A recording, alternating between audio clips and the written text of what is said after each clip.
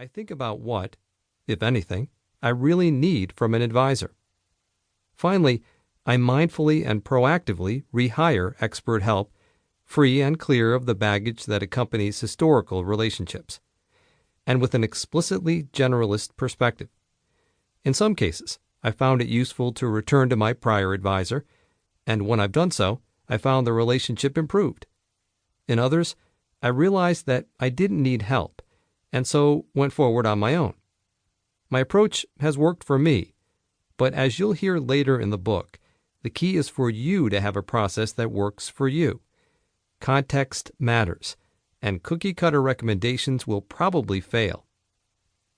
I've used my approach of fire, aim, and maybe rehire in various walks of life. I've done it with my accountant, my financial advisor, my lawyer, my doctor, my mechanic, and many others. In fact, this book you're listening to is the result of me taking my own medicine. In the years since I first began working on this project, I parted ways with various publishing experts as I repeatedly stepped back and clarified my own priorities. In one humorous incident, an editor suggested to me that he was an expert, and so I needed to leave behind my own ideas and just follow his advice. I chuckled, asked him if he had read my proposal, and shortly thereafter was working with someone else. I hope this book helps you understand and avoid many of the troubles I've encountered when experts and technologies hijacked my thinking. It is filled with strategies and guidance to help you reclaim control. One prescription is to question the advice you are being offered. And, ironically, that's equally true for this book. Whether you agree with my thinking or not, I hope this book helps you think for yourself.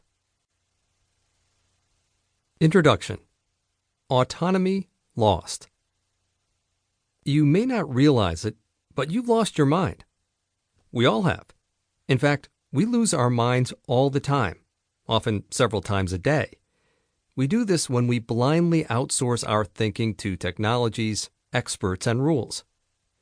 The domains in which this occurs vary from everyday decisions, such as what we buy, recommendations related to our prior purchases, to the life or death choices we make about our health, advice given by medical professionals.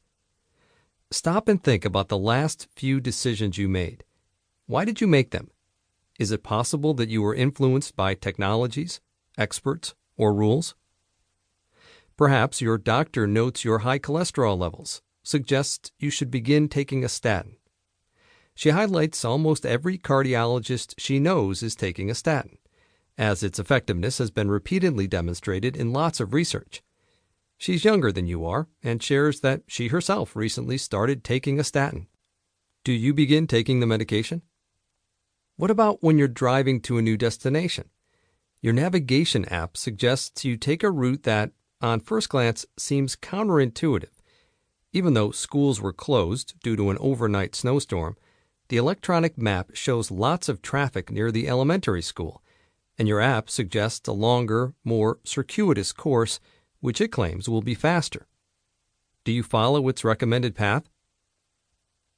Or what about when you log into your retirement savings account and it asks you a handful of questions before recommending you update your asset allocation?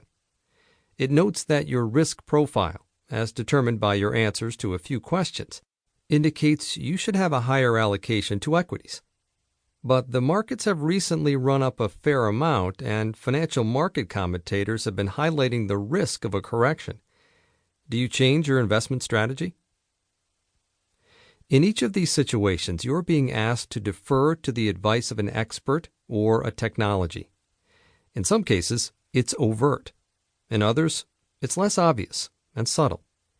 To a certain extent, in all of these cases, however, you're outsourcing your thinking. You're letting someone or something else guide you. This is understandable. The uncertainty and complexity of life in the 21st century can be overwhelming.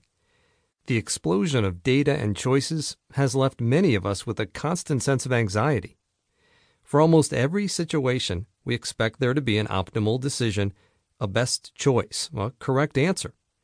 Our ingrained desire for optimization, a belief akin to fear of missing out,